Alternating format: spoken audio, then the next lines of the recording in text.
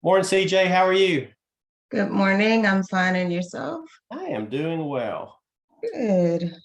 Well, I appreciate y'all coming in. We do this first kickoff. We set aside 2 hours. We hope we don't need it, but we might. If we spend a little bit of time just getting everybody oriented to what we're about and what we're doing. And Tom, I was telling a couple of people, Phil, I logged in this morning. Felix has already done some of his homework. I've already heard about Matt and him pulling stuff off the wall to do encouragements. Helen, we've already talked about vacation 6 times in the 10 minutes we've been together this morning. We've already spent a little bit of time getting to know each other. We'll spend a little bit more time getting to know each other. We celebrated 6 certified masters this week, Tanya being one of them.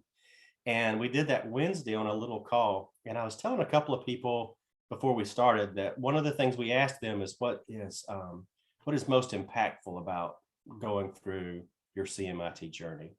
And almost everybody said it's the people you get to meet. And I'm excited for y'all because y'all are now getting into a cohort that'll be working closely together. I would say for 9 months, but the reality is some of y'all will be working together. We've had people who are still from 2 years ago who are still working together and doing workshops and calling on each other and helping each other out. And so you're joining a larger community, but you're also for now you're joining a small community that'll be working through the CMIT. Tom, I'm going to go ahead and start sharing my screen, and I'm going to let you just spend a couple of minutes introducing yourself, and then I'll introduce myself. How does that sound?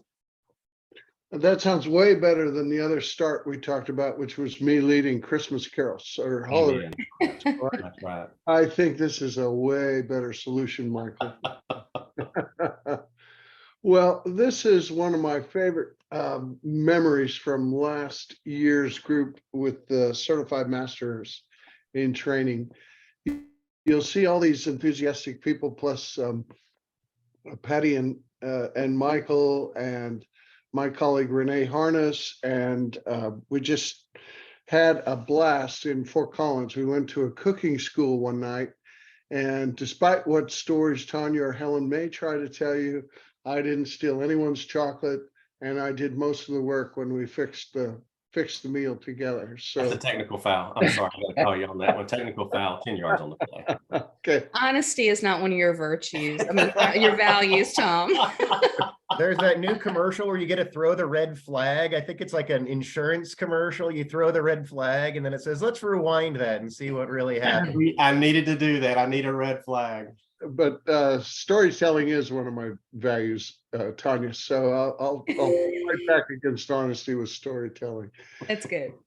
So we are going to have some fun on this training, and it will culminate with a trip to Fort Collins in early August. And we are excited beyond belief that Barry Posner is going to join us for part of the morning of August 7th.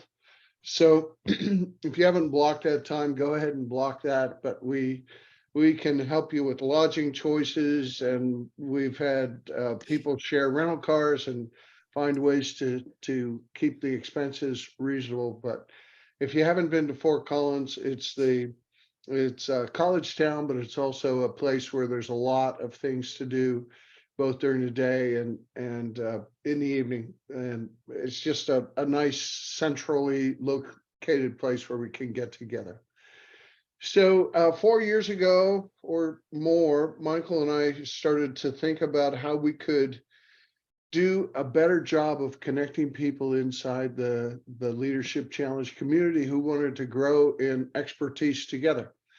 So we got our third colleague, Renee Harness, and we said to Michael, if you build it, we think people will come. So if you may not be familiar with Michael's professional background, but he was a trainer extraordinaire and knew how to build systems and create things that really made people want to get in and learn and capture the learning, et cetera. And so what you're going to experience is a kind of the best learning process we could put you through to gain exposure, not only to the Leadership Challenge book, the workbook, to a community of co-facilitators, to a community of certified masters that include Michael, Tanya, and myself. And then to a couple of other folks that we call ambassadors, Helen and Tom Lynch, who are just about a year ahead of you in the process, who would become certified masters by August of next year. And then we will also expose you during our workshop time together to a number of our friends who are also doing work as consultants, coaches, experts in the field. So it's 2 hours a month, and then maybe another 2 hours of your work that you would do to occasionally prepare a presentation or do some reading or get yourself up to speed. But over the course of the 8 or 9 months, we really think this is a wise investment that really helps you feel like you're on the right path. So just a little bit about me, if we haven't worked together closely. I live in McKinney, Texas, which is a suburb of Dallas. I have one wife and 2 kids, and sometimes I mess that up on the introduction, but it is one wife and 2 kids. Good. And the adult kids are grown. Emily is 31, and she's married, has two granddaughters, which are apple of my eye. And Preston is also married. He lives in Oklahoma City, and so we are going to be spending the holidays together next week and beyond. So that's a little bit about me. My work background was HR for 16 years. I worked in the oil and gas business, some domestically and some internationally. I was the HR VP for Atlantic Richfield's operations in China. I've done assignments in Dubai and London, and happy to compare travel and passport stories with you whenever you want. But in 1999, I started I lead consulting and training. I did general consulting work, leadership development work for about 5 or 6 years. And then I found the leadership challenge, and this trumped everything. I said, this is great. I want to stay here. I want to live here. And over the last 12 or 14 years, I've become a global training partner. I'm surrounded by people smarter than me and better than me in the classroom, like Tanya and Michael and others. And we've just been blessed to be doing work all over the US and some internationally. So that's where I'm coming from. If you can't get me on the phone, I'm probably on the golf course. And if you can't get me on the golf course, then I may be playing pickleball, which is my new favorite thing. I'm going to have to figure out that pickleball. I keep hearing that, and I'm looking forward to learning. I noticed we've had a couple of people sign in. Good morning, Jody. Tom, how are you this morning? It's a little confusing. We've got to go Tom L with Tom Lynch. Yeah. Hi, I'm well. Greetings to everyone. All right. Well, we're glad to have everybody on here. So, yeah, like Tom said, about 6 years ago, they brought, well, let me tell you a little bit about my background, and then I'll tell you how I got involved in the Leadership Challenge. Many moons ago, I decided that I needed to see the world. And so the way to do that when you're from rural East Texas is to join the military. So I joined the military to see the world. They sent me 92.5 miles down the road to Barksdale Air Force Base, where I could see Louisiana. It was exciting. I did get to see another state out of it. It was 135 degrees every day where I was working. And I finally went in and said, I'll go anywhere in the world my wife can go with me. And so I got lucky, because that could have been a problem. They sent me to Misawa Air Base, Japan. I spent me and Patty spent about 4 years in Japan, loved it. After that, they said, you can go anywhere back in the States you want to go. And I said, I want to go, back close to home, somewhere in the South where it's warm. They sent me to Grand Forks Air Force Base, North Dakota. It's not the end of the earth, but it's very close to there. And it is very cold right now in North Dakota. And it was then too. Finished up 10 years in the military. I got out and went to work for Family and Protective Services in Texas. And I did that for 23 years.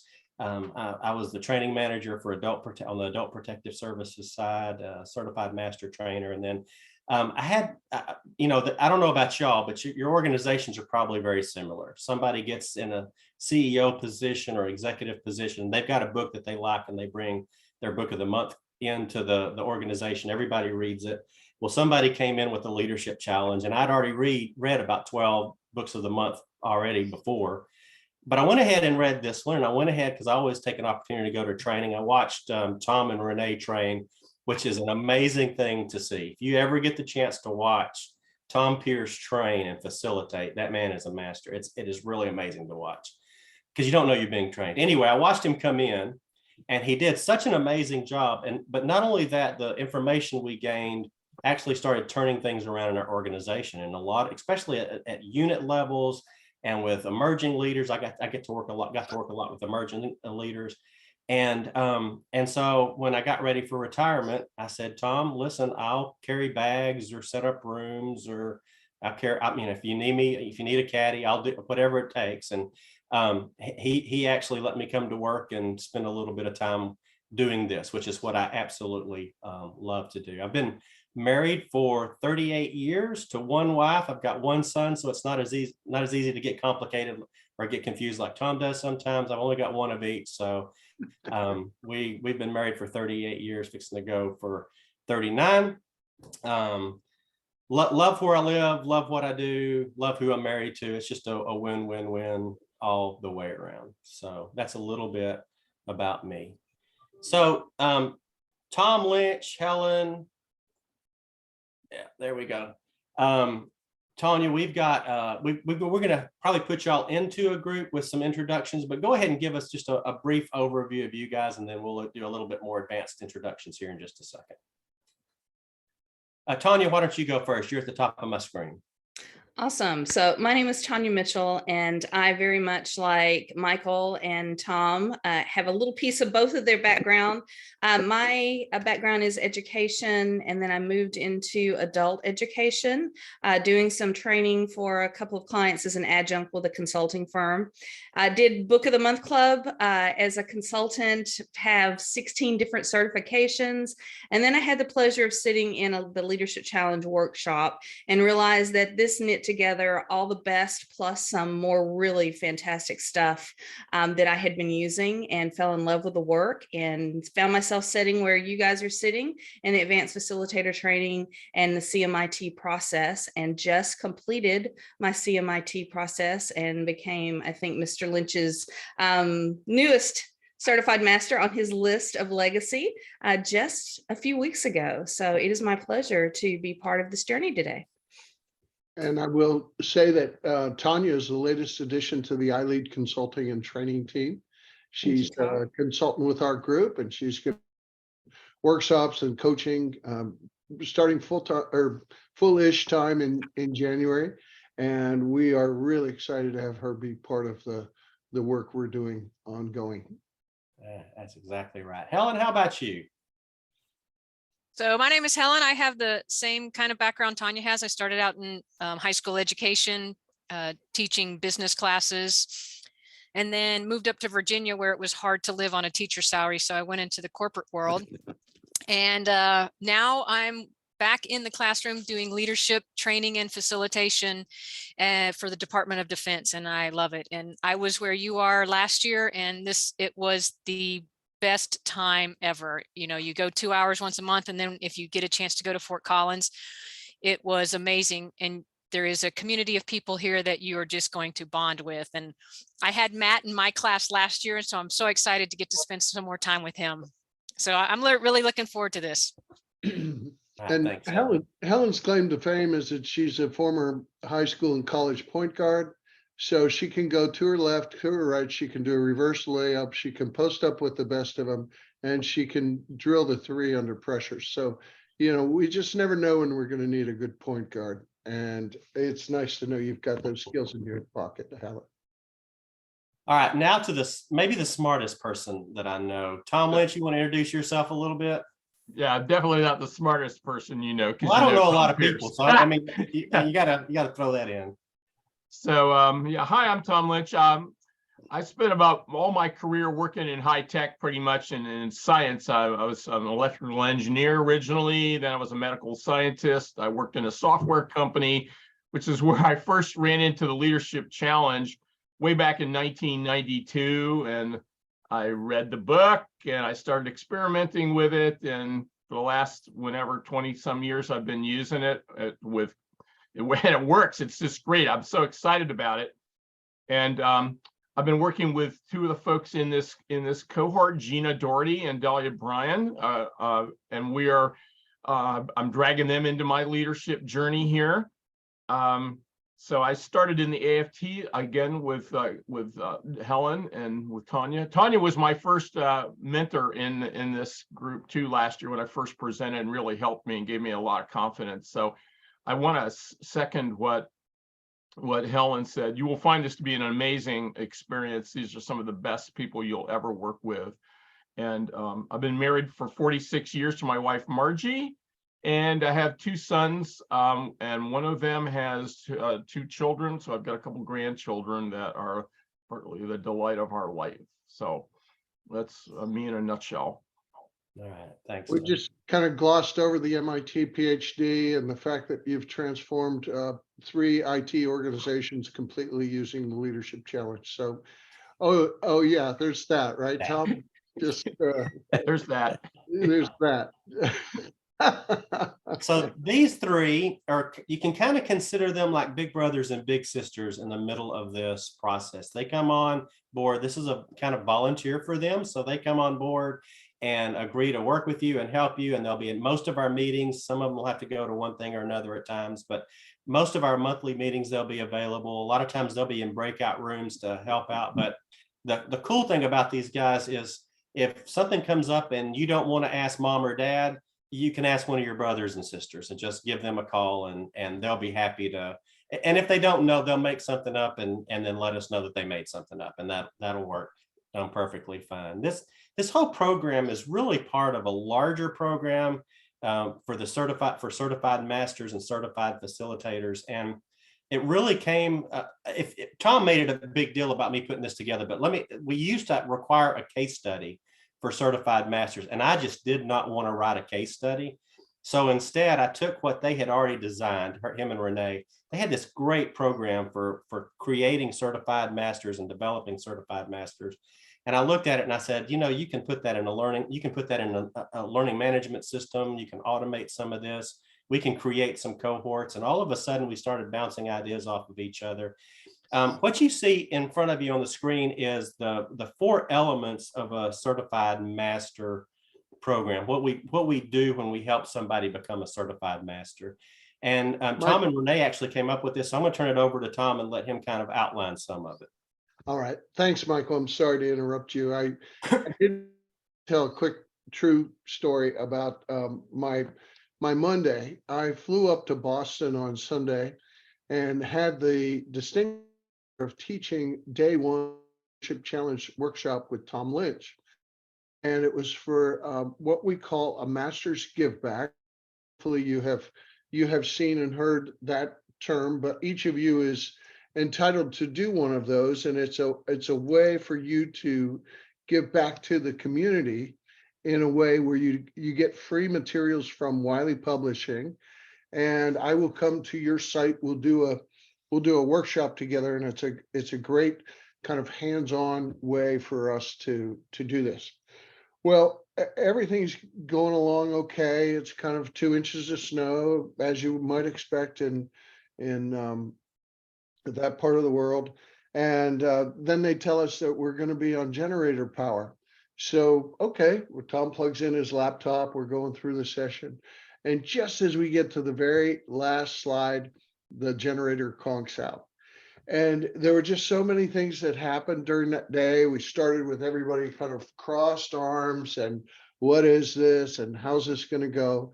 And by the end of the workshop, and Tom, I think you would verify this, they were like, wow, this was really good. This is really great information. This will help our team. So it was a children's science museum called the Ecotarium, which we did the work for. And we split it into day 1 on this Monday, and then Tom will do next Monday. But that is one of the things I absolutely love doing, is working shoulder to shoulder with each of you in the classroom, and just helping you get your sea legs around how to deliver this work with impact.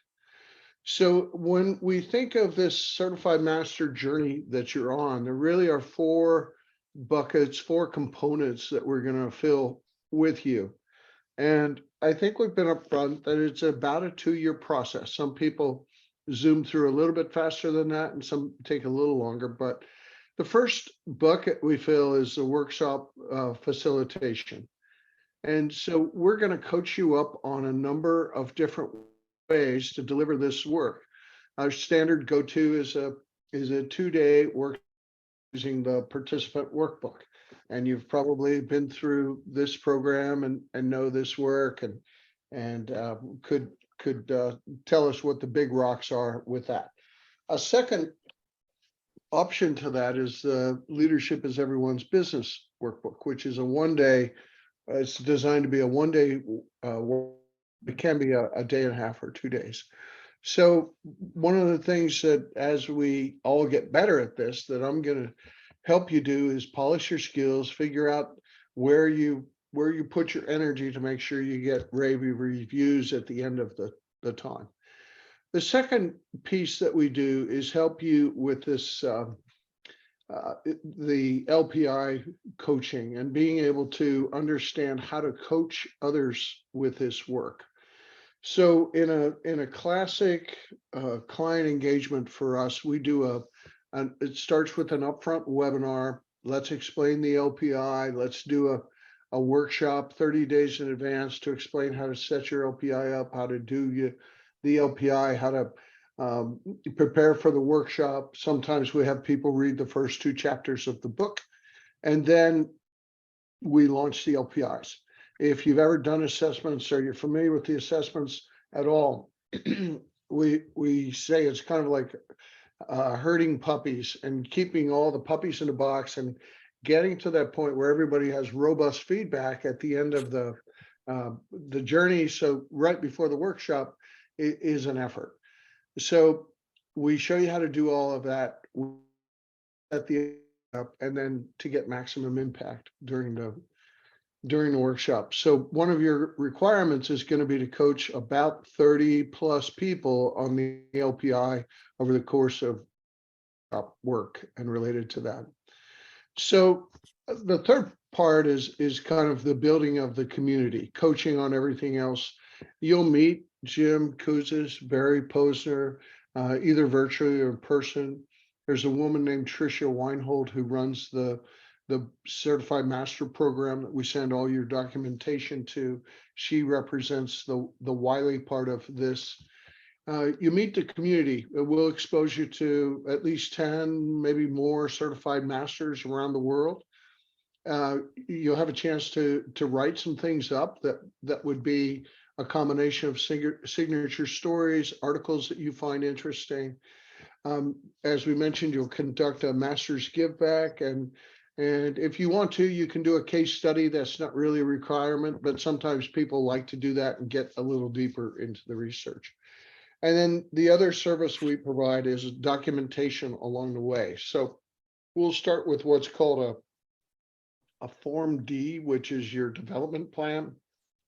And as Michael will attest, after each phone call, monthly meeting, workshop, etc., we put a little line in there. And when we turn in your paperwork, we've got a full 7 or 8 page documentation of what you've done developmentally with the Leadership Challenge. We keep a log of all your coaching.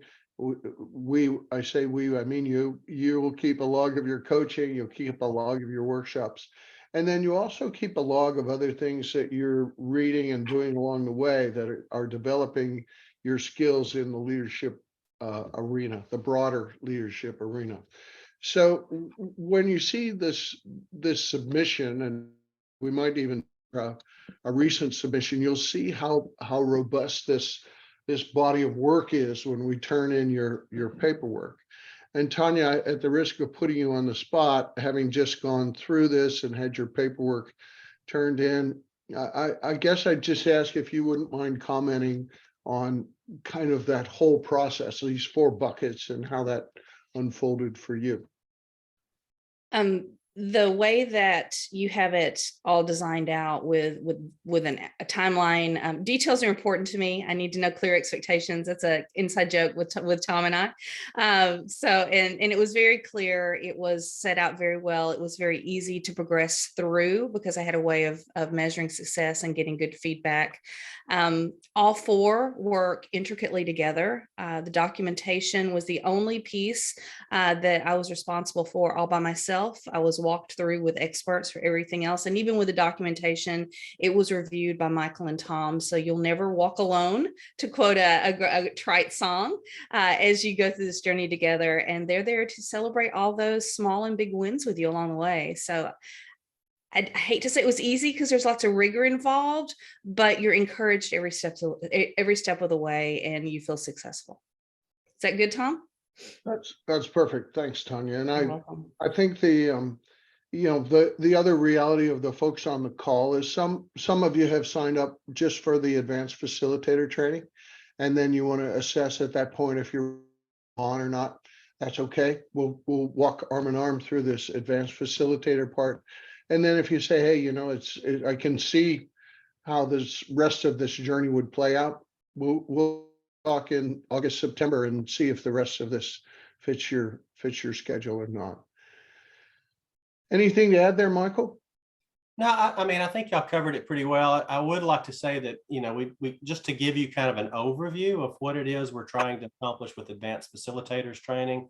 It is really just a way of supporting you in a very organized manner as you move forward with that. But probably more than anything, we've now talked about community 3 times on a 30-minute call, and we do that purposefully. We try to create a sense of community. What you're going to find out is really interesting. So if you work with Tom, or you work with me, or you work with Tanya, you're going to find that we've got a very specific way that we've developed to hold a workshop, and we've got specific exercises that work really well. You've been through the workshop, so you've probably been impacted by some of those exercises, but we don't stick with that. We bring people in who are independent contractors or facilitators. We bring in people who have years of experience in different environments. And so what you'll find is it'll be the same content, but they'll bring in maybe a different video or a different exercise or a different way of navigating one of the practices. And what you do is you develop the ability to create your own way of doing things. So we have, I would say Tom and Renee and the team have really done a really good job of creating something that's lean and mean. It gets things done in a short period of time with really high impact. But there are other people who have done it different ways that also are very impactful. And so you get exposed to a number of different ways and a lot of additional information on top of what we provide you. So there is, go ahead, Tom, if you want to expand on that. Yeah, just as a reminder, there are 3 levels of certification that are recognized by Wiley Publishing. So when you go through the facilitator training, you've done a 2-day workshop and you do the facilitator training, you are classified as a trained. So a trained facilitator is able to do this work inside of the organization that sent them to the training. If you're an independent consultant, you can figure that out. But Matt, for instance, Valparaiso sent you to the facilitator training. You would have license, if you will, to do this work comfortably. If you want to do this for another university, that kind of is frowned upon until you get to the second level, which is called certified facilitator. And a certified facilitator and the certified master are awarded by global training partners, which iLead Consulting is one of, I think, 6 of those in the US. And certified facilitator is the equivalent of 4 workshops and about 10 LPI coaching sessions. So when you get to that point, you know the difference between the 5 practices, the 10 commitments. You've got a little elevator speech that says why the leadership challenge is superior to other workshops. You could explain the chart on page 16 of your LPI. and you know roughly how to coaching on the LPI. You may not have it all down, but you've got to. So when you get to certified facilitator, that's a designation that I can give you on behalf of Wiley, on behalf of the publishers. And you get there, and then you have a license to go out into the marketplace and do this work anywhere you want to. So many of you over the course of this advanced facilitator program will achieve that certified facilitator just because we're in a coaching relationship. You're going to workshops, you're probably going to get really nimble at explaining the 5 practices, 10 commitments, 30 behaviors. And so some of you will hit that mark during the course of this work. The next stage is to become a certified master. And that puts you in the thin air where you're among, let's say, 60 certified masters around the world. And of those, maybe 40 are active. I mean, out there doing this all day, every day. And so we've got 5 in China, we've got 5 in Texas, or maybe 8 in Texas. We've got maybe 7 or 8 in California. We've got some on the East Coast. And wow, I look at the map and all of a sudden, in Pittsburgh, Pennsylvania, I don't know if we've got a certified master of the leadership challenge. I don't think so. I look in Houston, Texas, and there's Tanya and there's Denise. We've got a couple of people there. And so when I think of how dispersed the expertise is, it's really kind of wide open running room for you to build and create your own work and to do this work in whatever way you choose to once you become a certified master.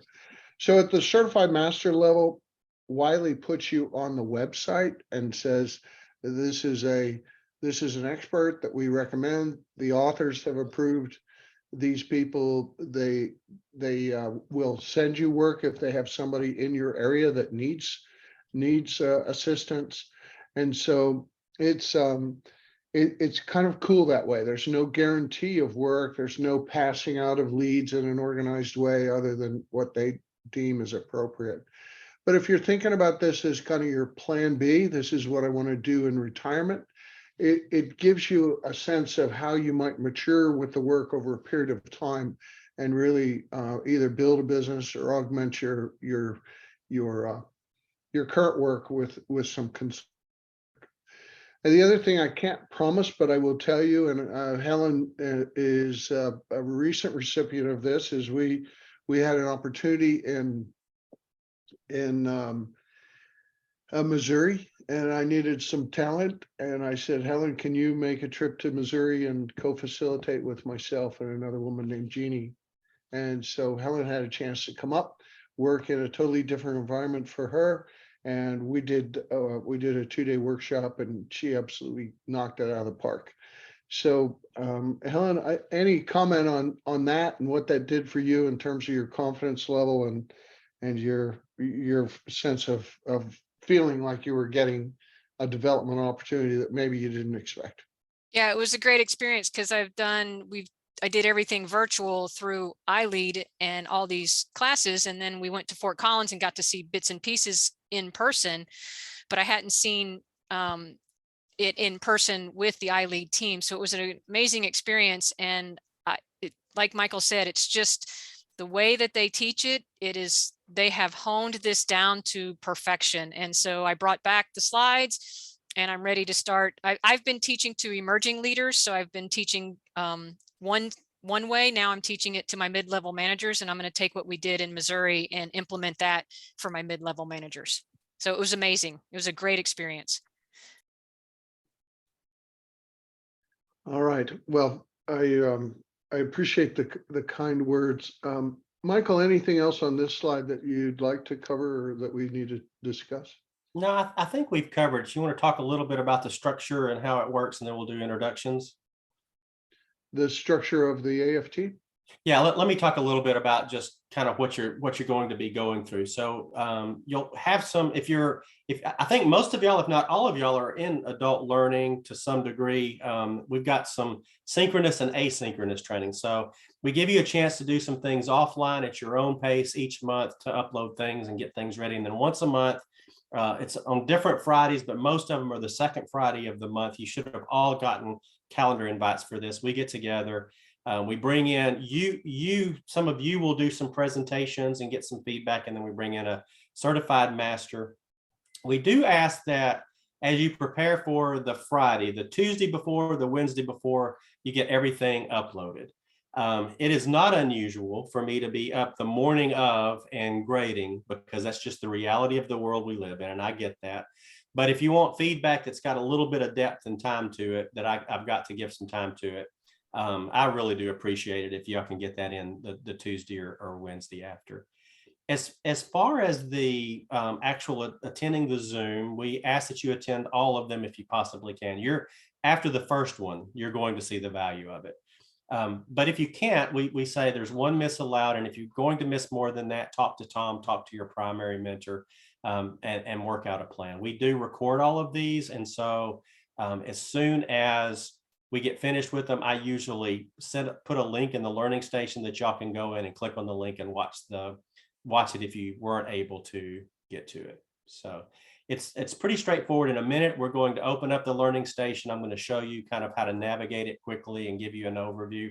I will say, especially during the holidays, if you've got some time in the morning before anybody wakes up and you want to get ahead, the first 2 months are really the most challenging months as far as homework. When we get to model the way, you're going to be talking about your philosophy of leadership. You're going to be talking about your core values. There's work around those. If you've already done that in the workshop and you've got those handy, that's cool, because you can upload them or type them in and you're done. But if you haven't, or if you want to revisit those, you're going to be spending some time up that. After we get to, after Inspire a Shared Vision, we get to challenge the process. Those go to really 2 pieces of homework each month, which is reading something out of the leadership challenge and then working on a signature story. We'll talk a little bit about signature stories later. But it's really going in, looking at the book and seeing what you're going to use in your workshop and what's really valuable. It might have actually been Helen that said the biggest struggle was it you that said the biggest struggle was doing the reading and the most benefit was doing the reading? It could have been, but yeah, doing the readings were, yeah, probably, I don't know if I phrased it that way, but that is something that forcing me to go back into the book was amazing.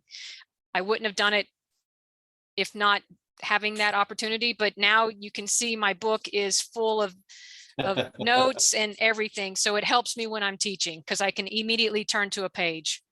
Right. So anyway, we'll talk a little bit about how to navigate this, but I think it's probably time, we've been talking for a little bit. I think it's probably time to put y'all in your room and let y'all talk just a little bit. So I'm going to send you to your room in just a second. Here's your homework. I've got you grouped up by 2s. I'm going to ask that, and I'll type this into the chat box either in the Zoom room or right before, but I'm going to ask that I'm going to put you in a room with one other person. So interview each other with the idea of you're going to be introducing them: name, hometown, current job. And I want you to think back. Tom, this may be a challenge. Tom Lynch, this may be a challenge for you, since it was like 1876 that you went through the first workshop. But what was the most impactful activity for you in your first TLCW? I'm sorry, that was wrong. Abraham Lincoln was in his workshop. Right, yeah. What was the most impactful activity for you in your first TLCW, and why was it most impactful? And we're going to model this real quickly, of course. Tom is the owner operator of iLead Consulting. He's been doing this kind of work for about 8-10 years now, I think is what you said. Go ahead. 12 years really focused on the leadership challenge. Yes. He lives in McKinney, Texas. If you get a chance to go to McKinney, it is one of those hallmark cities. So right now it is lit up. It is beautiful in McKinney, Texas. And if you ask Tom, he's going to say his first leadership challenge workshop, when he did the value sort, that was the thing that was most impactful for him, because he started looking at, does what I do with my time and my resources, does it line up with what I say my values really are? And so it's one of those paradigm shifts for him. So I'd like to introduce Michael Curtis. He lives in Lindale, Texas. And Lindale's famous for a lot of things, but mostly what I admire about circumstances, he lives on a lake and he's got a kayak, and he works in that kayak with his laptop a lot of days. So I'll call him and I'll say, hey, Michael, what are you up to? Oh, I'm just out in my kayak doing emails right now. So I don't know if that's true or if I've just imagined that, but he is supported by a lovely wife, Patty, who they do a lot of work in their church. They do work on marriage enrichment, marriage retreats. And Michael's title is the Senior Director of Advanced Facilitation for iLead Consulting. So he knows how to do a workshop and coaching as well as anyone. And the most impactful activity for his first Leadership Challenge workshop was the vision message activity, where he had to really think hard and reflect about where he was going, particularly in the second part of his career after he retired, and what he wanted to do next. What was his next act? And so I introduce you to Michael Curtis. All right, so you can kind of see it's short, sweet. In fact, we're going to give you about 6 minutes to interview each other. That's about 3 minutes a piece. Everybody's coming back now.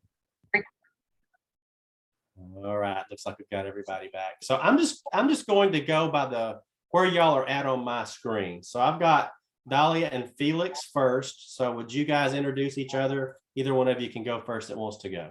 Okay, I'll go ahead first. Yeah. And just so everyone knows, I'll be jumping off at 10 exactly. My son has a recital and I promised him I would be there. There you go. All right, so today I will be introducing Felix Vara. Felix Yares. Am I saying that properly? Yeah, Yaresi, close enough. Okay, Felix Yaresi to everyone. Felix is a high school teacher from Pittsburgh, Pennsylvania. He also teaches a leadership class, and Felix is single, 0 wives, 0 children. So unlike Tom Pierce, who doesn't know how many he has. It's already started. Felix is also a volunteer, and he is the executive director of the Pennsylvania Association of Student Council. And his most impactful activity that had to do with the leadership program was when he did Model the Way, when he realized that you need to be credible and have a vision to execute that vision in order to be a credible leader. Welcome aboard, Felix. Welcome, Felix. Thank you. And I'm going to go ahead and I am going to be introducing Dahlia Bryant this morning. And as Dahlia said, she does have to leave. She has 2 sons, Xavier, who is 13, and Gabriel, who is 10. And one of them has a recital, so she needs to go to that at 10 o'clock. She is also married. She is originally from Jamaica. She currently, however, is living in Boston and has lived in Boston for the last 30 years. She works as the service desk manager at Suffolk University in the Boston area. And for her most impactful activity is when she actually met Tom. And Tom asked her what her core values were. And she said no one had ever asked her that question before. And so he gave her the card deck, and they actually sat down and they went through the value cards together so that she could come up with what her core values were, which she discovered was helping, family, honesty, integrity, accountability, and being kind. Oh, very nice. Welcome, Dahlia. And that would be Tom Lynch, who's her on-site mentor, not Tom Pierce. Yeah. All right, room 2 is Gina. Dahlia, Oh, go ahead. Dahlia, you slide off whenever you need to, and you can watch the rest of the recording to meet your peers a bit later. Thank you. All right, Gina and Jody. Okay, I am thrilled to introduce Jody Holtz, who is from Colorado Springs, Colorado. And Jody is a training manager and facilitator trainer at the Department of Defense. And she described it as fun, most usually.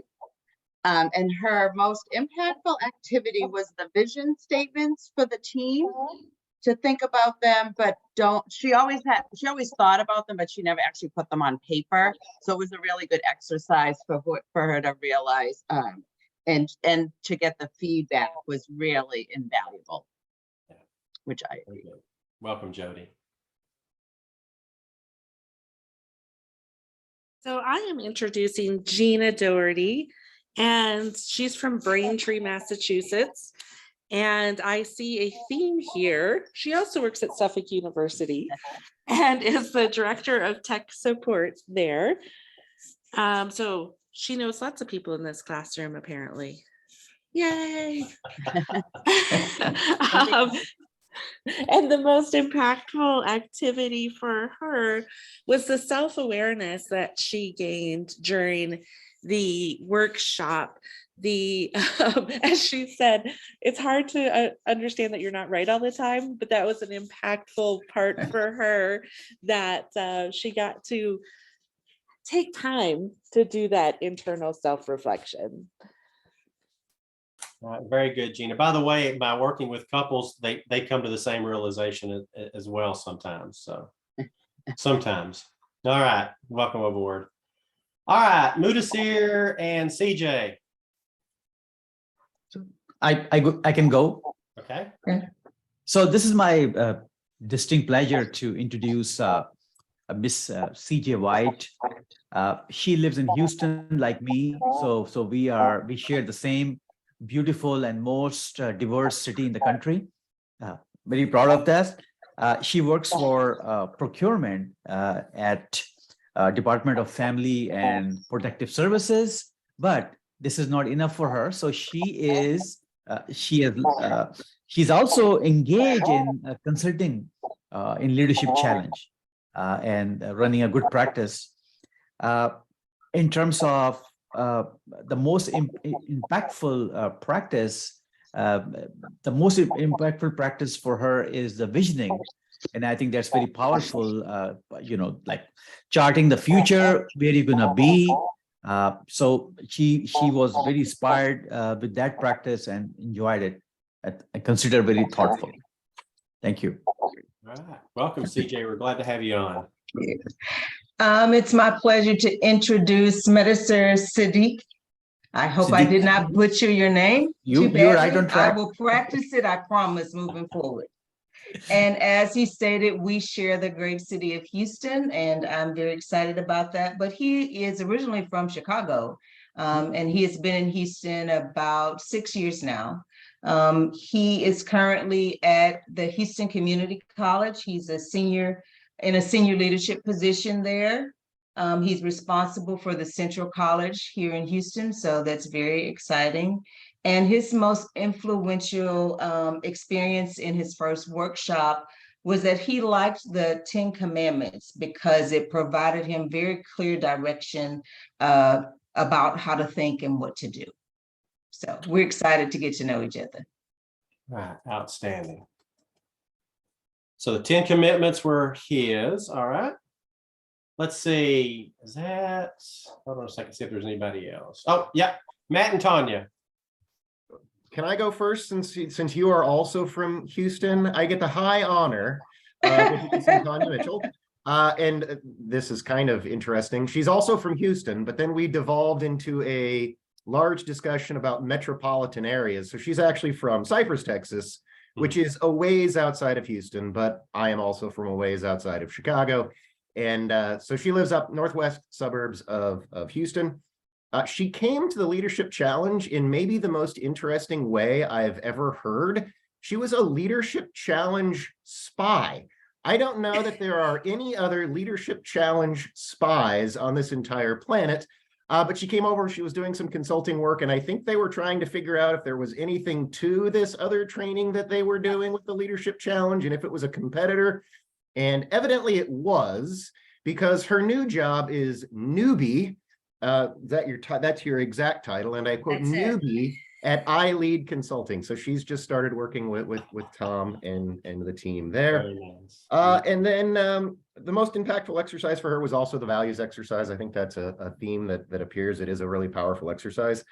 For her, kind of the leading lesson was she got out of the exercise and she talked with her husband, and she's like, these are my 5 values. And her husband was like, you better check yourself, because those aren't really things that you practice in your real life. And it sounded like that was kind of an eye-opening moment for Tanya, and it made her kind of reorient most of her life. So again, it makes an impact. So thank you.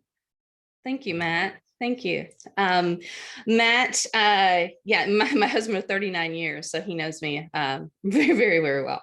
Matt comes to us from Valparaiso, Indiana, and he's on the Indiana side of Chicago, but he's involved in the whole urban sprawl that we talked about. He is a professor at Valparaiso University, and he handles some lightweight subjects like ethics and leadership development and all those kind of things. So he's looking to bring the leadership challenge possibly into some of his coursework. He's investigating all those things.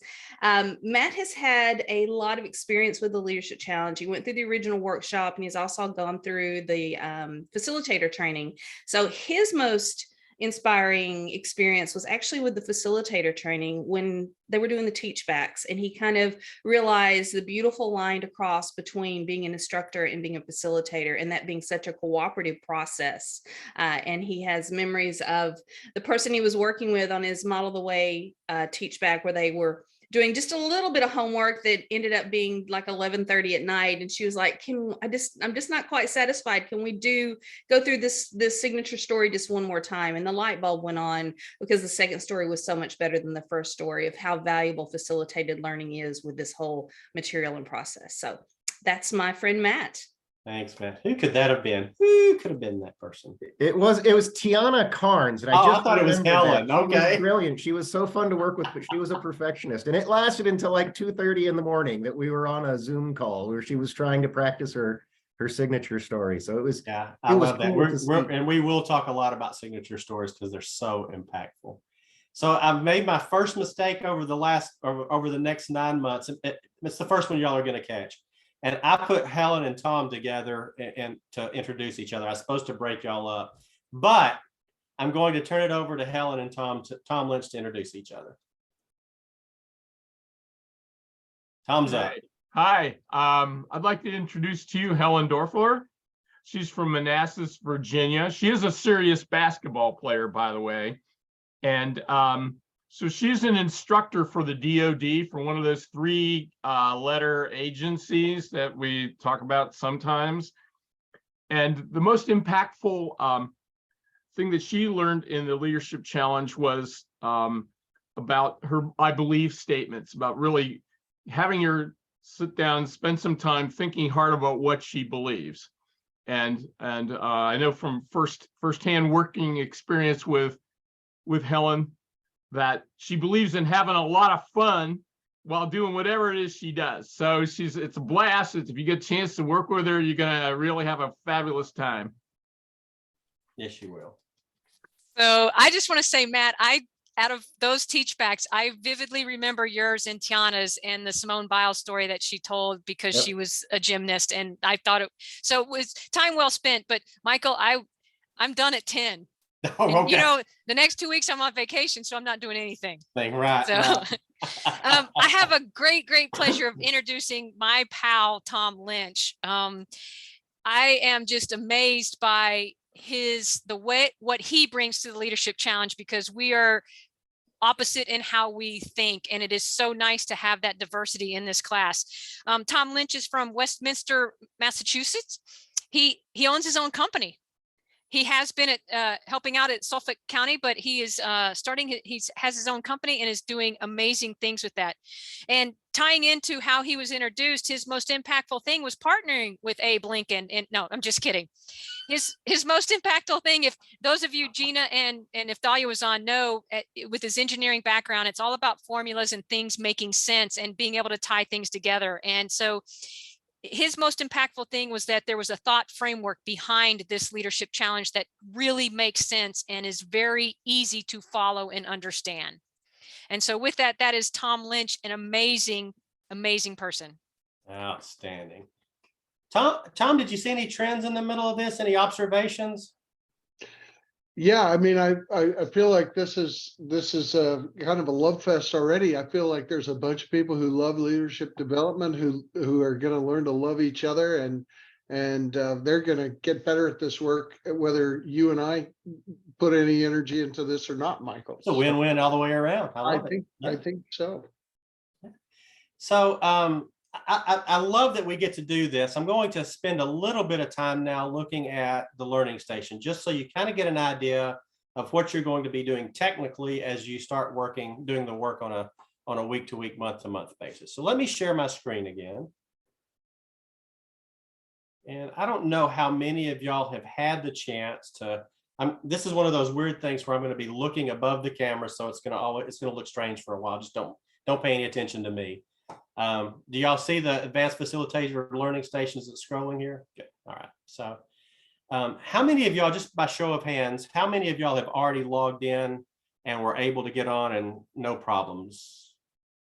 Okay, looks like about half of y'all. Okay. All right. So if you have not, towards the end of this, I'm going to ask you to log in just to make sure you get on. When you log in, you should see a block that says My Courses, Leadership Challenge, Advanced Facilitator Training. You click in, and this is basically what you're going to see. And there's a couple of things I want to point out. One of them is we've got the work lined up pretty linearly.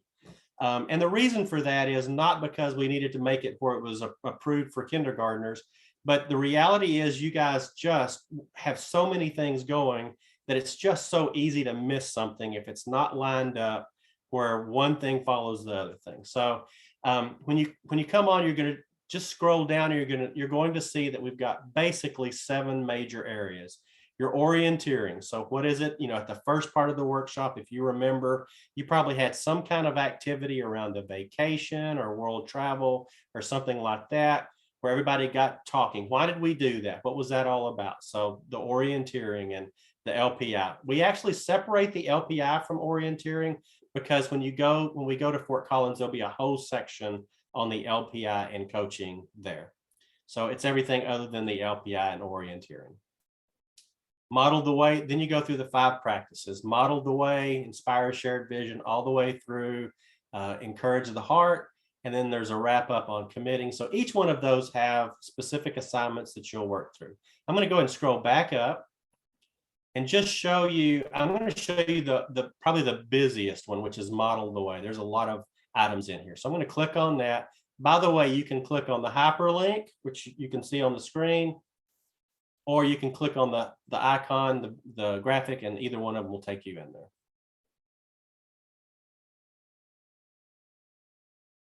And really what we ask you to do is just start at the top and move towards the bottom. And so you will see that each one of these has an assignment. For this one, it's a book review.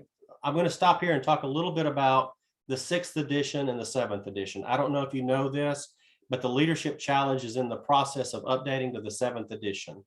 We're expecting it to launch in the next 30 days, which means in the next 60 days, you should have an opportunity to have gotten it and start reading it. And so like for this one, we're thinking by the time we get to model the way, it's going to be chapters 2 and 3 of the 7th edition.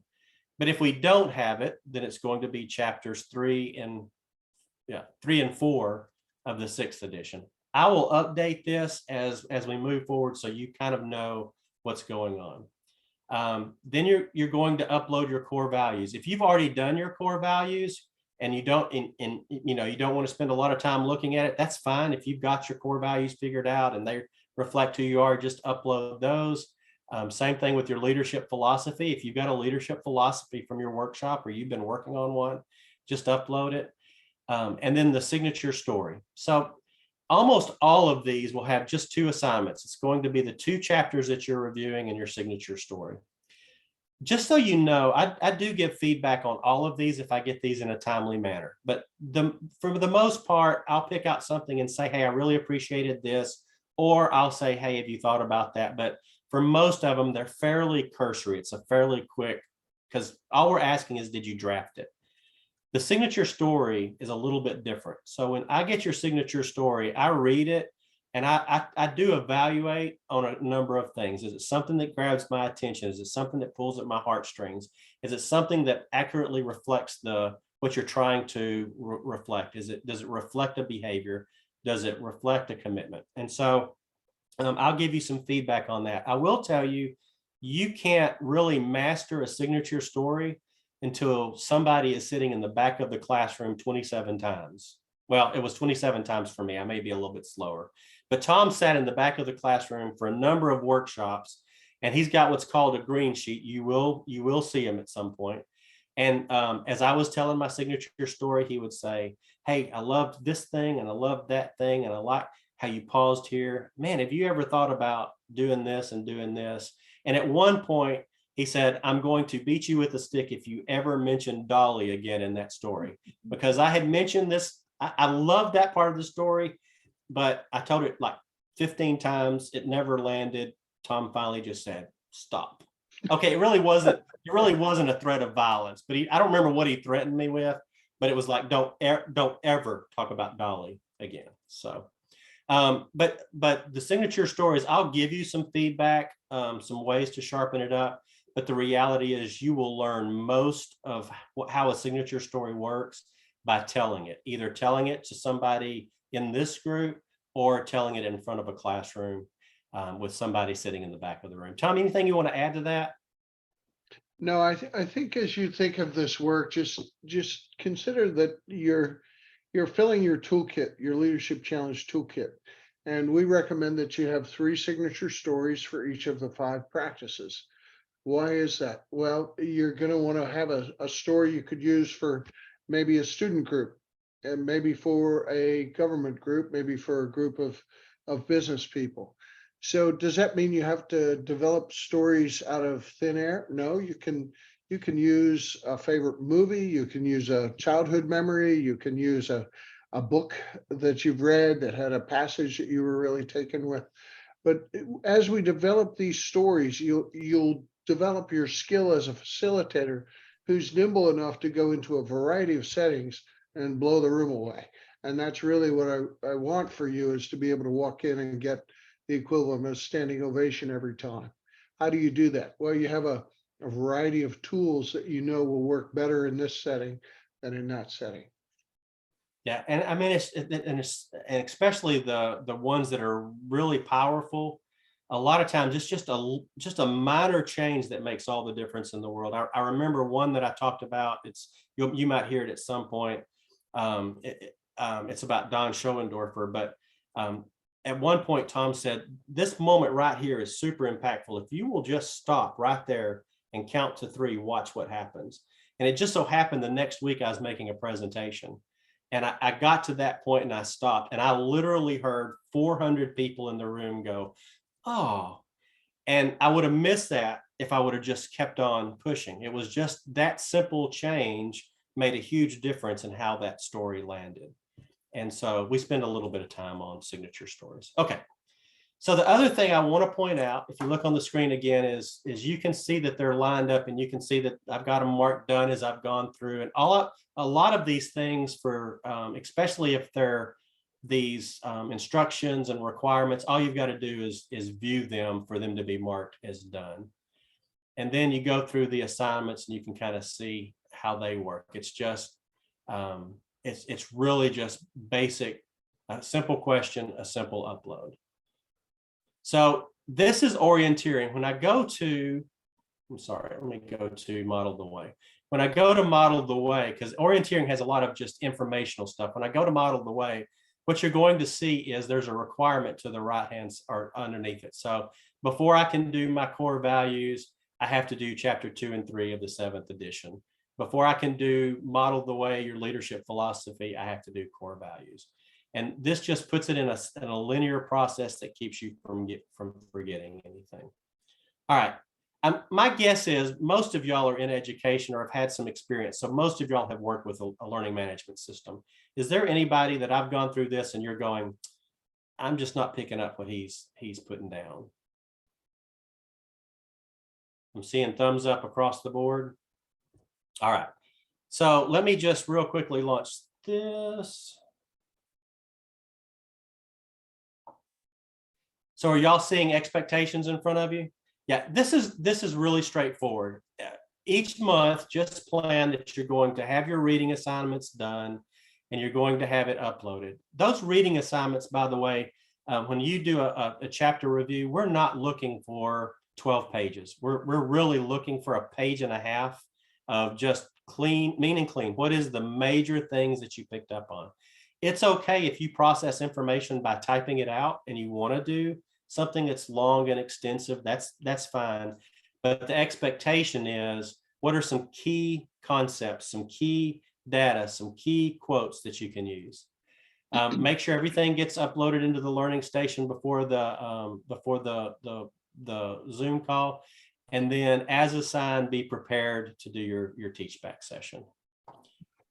I don't feel like this is rocket science, so I feel like everybody probably knows where we're going with this. Are y'all feeling pretty comfortable? Michael, can you go back one slide? And if it's okay with the group, I'd like to share a signature story that's tied to a recent travel that I was on with Helen. And raise your hand if you've ever tried ranch soup. How many of you had ranch soup? Yeah. So I'm in Missouri, and we're in a place called Jefferson City, and I'm with Helen and I'm with Jeannie, and we're ordering dinner, and I said I'd like the chicken parmesan, and I'd like to start with some clam chowder. And Jeannie orders a salad, and Helen orders another appetizer, and here comes Jeannie's salad, and here comes my clam chowder, and Jeannie's is not quite at the table yet. And she says, well, go ahead. So Jeannie starts into her salad. It doesn't look like it's got any dressing on it, but she's a very healthy person and probably doesn't like dressing. And I start into my soup, which was a little bowl about this big, and it was white, and I tasted it. It was cold. I was like, oh, interesting that it's cold. I guess they just make clam chowder a little differently up here in Missouri. So I took another bite and I was like, yeah, that's cold. It tastes a little strange. So then the waiter comes around with the pepper grinder. Who would you like pepper on your salad, ma'am? Yes, of course. Would you like pepper on your soup, sir? Yes, of course. So put a little pepper, and it still didn't taste right. But I stayed after it because I'm persistent like that with food. So I'm 3 or 4 bites into my clam chowder, and it just doesn't taste right. So I said, Jeannie, did you get any dressing on your salad? I don't really taste the dressing. And then they show up with Helen's appetizer, and then sure enough, somebody walks around the corner and says, did somebody order clam chowder here? And it was the warm clam chowder, and I had been eating the ranch dressing as my soup. So that has absolutely nothing to do with the leadership challenge, but it is a true story. And Helen, I'll let you weigh in and just tell about how much fun you had teasing me about eating ranch soup. The funniest part was he just kept eating it, but he'd push it away and have this look of like, what, in his mind, but never said anything. And then I'm like, in my mind, I saw him and I'm like, oh, he doesn't like the clam chowder soup here. I didn't know it was the ranch. And then we figured it out. It was hilarious because he didn't say anything. He just took a bite, kind of pushed it and went and tried again. Like it's going to get better. It's going to get warm the 4th time. I don't know. That is so Tom Pierce. He is so persistent. He just does not give up. Even when it's totally and completely out of this world wrong. Yes. I'll bet you could tie that to a practice. That's going to be your homework for next month. I bet that's one of those life-changing moments. I don't know. He was challenging the process, but he wasn't learning from his mistakes. So I'm not sure about it. It's a cautionary tale. I love it. All right. So you'll find that the group over time will enjoy poking fun and teasing me as much as I enjoyed poking fun and teasing you. So let's look at this schedule a little bit. Obviously, our kickoff is today. There is a chance that we may have one or two people join us in January that aren't with us now, but this is for the most part going to be our travel group right here. And each of these sessions will be, the first teach back will be from two of you. You'll work in partnership, and then we'll have a certified master, somebody outside of this group, come in and speak. So Karen Atwell, Renee Harness, Kirsten Abbott West, these are all top tier facilitators that will be with us. I'll do a session. Michael may do a session. Kim Gibbons and I will do a session together. And then, as mentioned, we've got Barry Posner, who's going to be with us on August 7th in Fort Collins. So if by some chance you can't do the Fort Collins work, if you just cannot travel, we can still find a way to get you the full credit for this. But if you can set aside travel on August 6th, fly into Denver. It's about an hour from Denver to Fort Collins. We know the hotels there. We typically do it at a bed and breakfast called the Edwards House, but those rooms are a little bit pricey. But there are other places within 10 minutes of there, and we've got a really great training room. And then we'll have team dinners on Sunday night and then also on Monday night. So if you're planning your travel now, or you like to plan 6 or 8 months ahead, you would hopefully come in on time on that Sunday night in time for dinner. So be in Fort Collins by 5 o'clock, let's say, at the latest. And then you can depart the evening of the 8th or the morning of the 9th, depending on how you want to roll. So Tom, can I add to that? So for those of you who are kind of like me, I'm on a budget sometimes with my vacations. You're 1 hour away from Rocky Mountain National Park, probably the most beautiful scenery in the nation. And so you can tie this to, come in on a Sunday, go through a couple of days, and then take 3 or 4 days with the family and go to Rocky Mountain. Just the town itself is amazing. And I promise you will have it'll be a great kickoff to a vacation if you choose to do that, because if you haven't figured it out, we have a lot of fun together. So. Oh, let me go back. So this is your assignments. These are not written in stone, so we need to make some changes. We had somebody last year that I had put somebody on the West Coast with somebody from England, I think, and the time change was, or the time difference was a little bit of a challenge for them, so we made some changes. But I think this will probably work for everybody. You can kind of see that the orienteering is going to be Matt and CJ. Modeled the Way is Jody and Gina. Inspire is Felix and Matthew. Challenge is Mudasir and Jody. Enable is CJ and Dahlia. Encourage is Gina and Felix. And then Dahlia and Mudasir will do committing.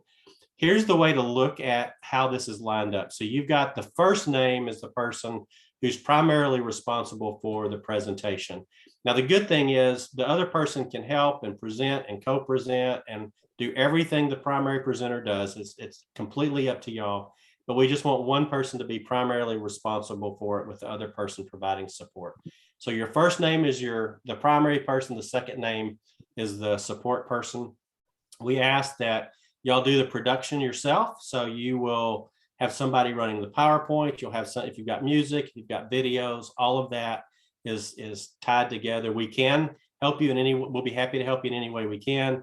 But for the most part, we ask that you kind of put that together. So, and by the way, I think I got this. I think I sent this in a fact sheet with y'all yesterday. So I think everybody has this already. So let me tell you a little bit about the presentations. We're going to ask that they be between 40 and 45 minutes. The first one for orienteering and Modeled the Way is 35 to 40 minutes, because we've got a mixer at the beginning of those while we're still getting to know each other. So it's a little bit shorter. We ask that you focus on TLC content. So the reason we say that is we've had people come in and instead of doing the leadership challenge, they've done 7 habits of highly effective people or 5 dysfunctions, or they try to tie it in. But the reality is what we want you to do is be focused on this material. You've got we do give bonus points for videos, activities, or online tools. And we have had, I mean, we have learned over the last couple of years, we have learned more from people coming into the Advanced Facilitators Training and using online tools for interaction. It is just a super cool way to share information. And then we also ask that you use the Leadership Challenge content from your facilitators package. So go back to that, look, see what you can use. And when you use it, let everybody know that you actually picked this up. There's a activity in there called Broken Squares. A friend of mine, I went to a workshop, did a master's give back with them, and I just love that thing. And I'm like, you are a genius. Where did you ever find that? And he looked at me like I'd lost my mind because it's in the facilitators box. I mean, it was, and so there's some cool stuff in there. Go back and look at it, use it, but let us know when you've used it. That way everybody knows where they can find it. Any questions about your Teachbacks presentations? Yeah, and Michael, I would just say that you're not really doing this without a net. Michael will be in touch between, now and January 13th with Matthew and CJ and say, hey, how's it coming along? What are you guys going to do?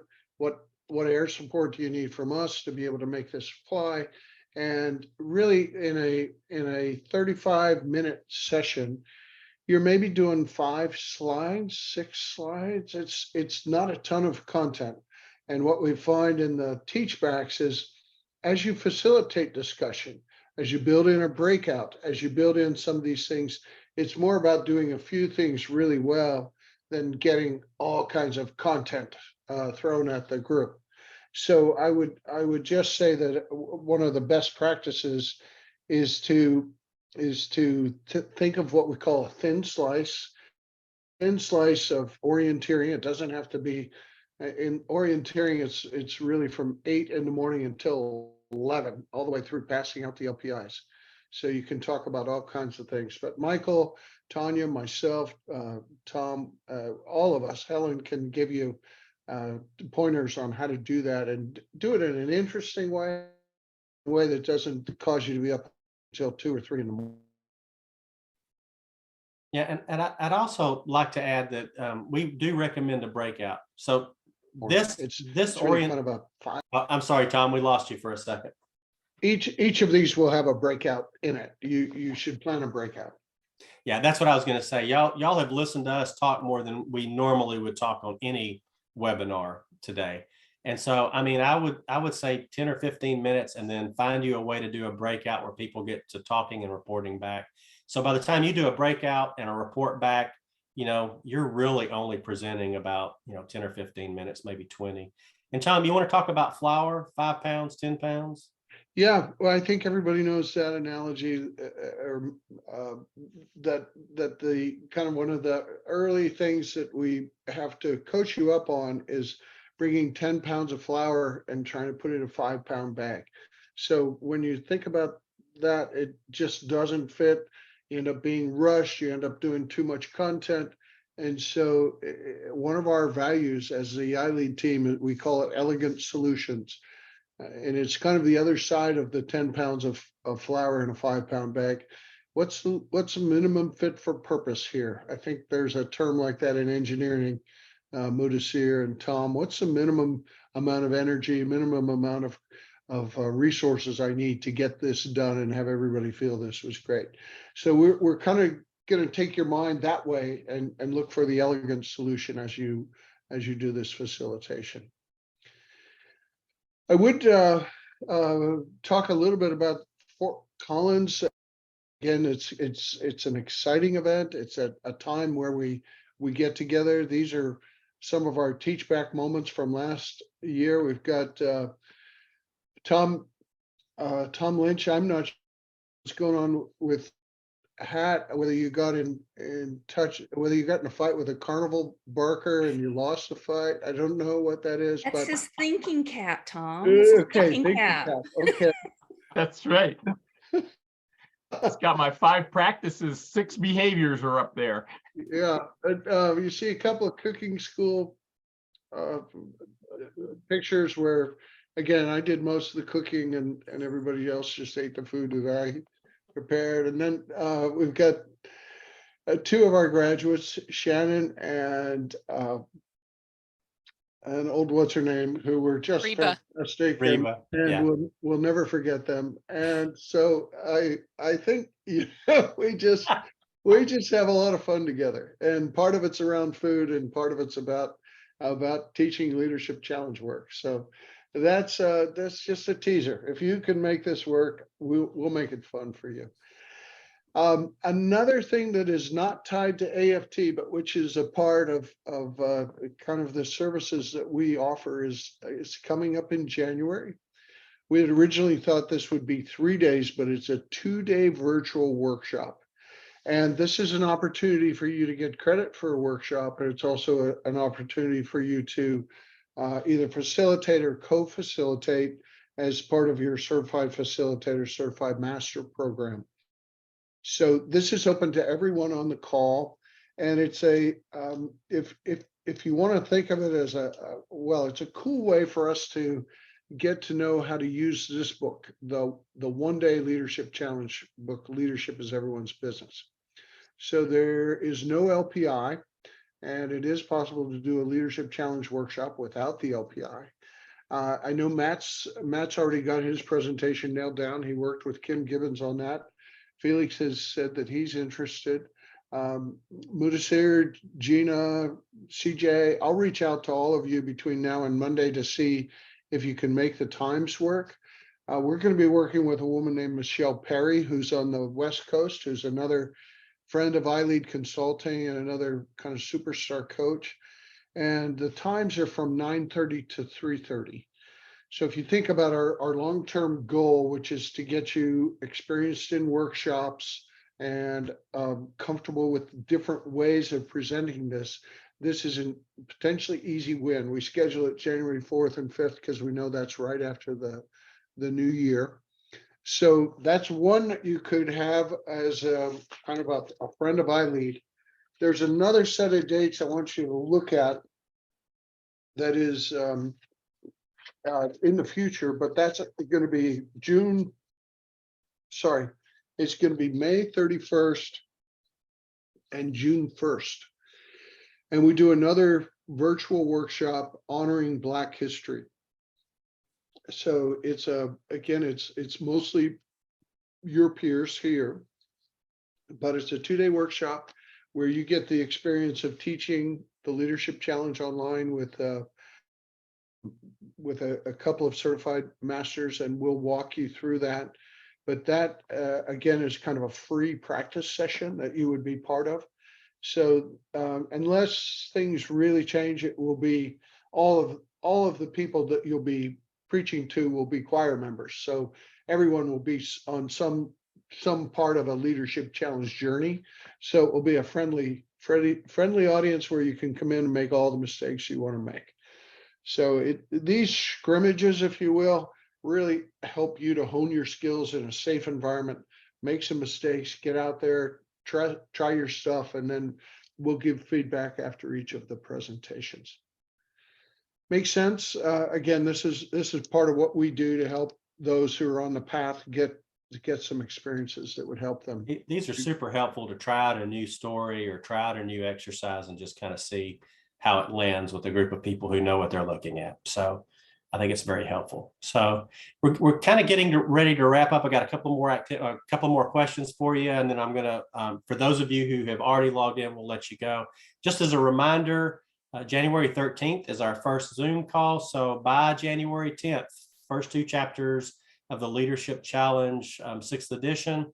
And then there's an elevator speech in there, and an elevator speech, most people have heard of that, but if somebody, let's say you walk on the first floor of an elevator, you've got the Leadership Challenge 6th edition in your hand, and somebody says, hey, what are you reading? Tell me a little bit about that. How would you summarize that by the time you got to the 9th floor? So really no more than 250 words will get it, but just what is it that's most impactful about the Leadership Challenge? If somebody were to ask you, what would be your answer? That's what you're uploading. And then as you go through, by the way, it's not going to wait for me to open up Model the Way. So when you finish your orienteering, if you want to step into Model the Way, you can go ahead and start reading the chapter there. I will say, for those of you who are like A+, get up way ahead performers, the challenge with that is you can get so far ahead that you're no longer oriented with what everybody else is doing. And so it becomes confusing for you. So I would say don't get too far ahead if you enjoy doing that kind of thing. All right, so I'm just going to ask us to do this real quickly out loud. So we're just going to do a real quick round robin. What do you hope to accomplish in Advanced Facilitators Training next year? And I'm going to limit this to our participants. Jody, how about you? What are you looking forward to? What do you hope to accomplish? So I'm just looking forward to learning more in depth about the leadership challenge. I want to hear other people facilitate it as well. Okay. That's how I learn, is by watching other people facilitate. So that's where I want to be in right. Fort Collins. Me and you both, sister. All right, Matt, how about you?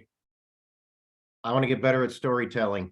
Don't we all? I've talked to Tom about this. I've actually started introducing signature stories into some of my lectures for some of my classes, and it's went fantastically. It's really opened it up, and I've never been a storyteller, so this has been an interesting learning experience in my mid-40s to try to learn a new skill, and it's been fun. That's good. Gina, how about you? Oh my God, there's so much. I guess I really like, as a big overview, just polish all my skills, and I feel like I'll be able, as I learn from others and get to practice, I'm really excited about that. All right, good.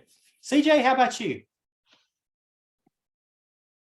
I'm excited about community, getting to know everybody, seeing everybody else facilitate so I can learn all of those skills and be able to hone my skills so that I can blow the room away and impact other people's lives. I love it. Outstanding. All right, Felix, how about you?